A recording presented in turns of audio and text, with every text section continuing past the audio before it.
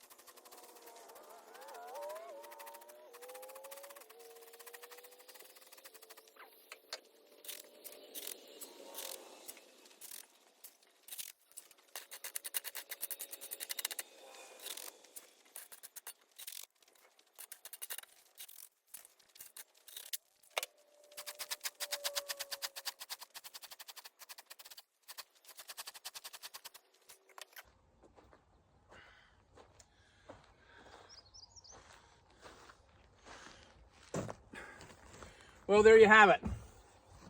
All cleaned up, ready to do my fire pit. This area is nice and level. When you're having a fire pit, there's nothing worse than sitting on ground that's all rocking and rolling. Nice level ground is perfect for a fire pit. I'm going to put it in the center here. People can sit all the way around. Yeah, it's going to work good for me.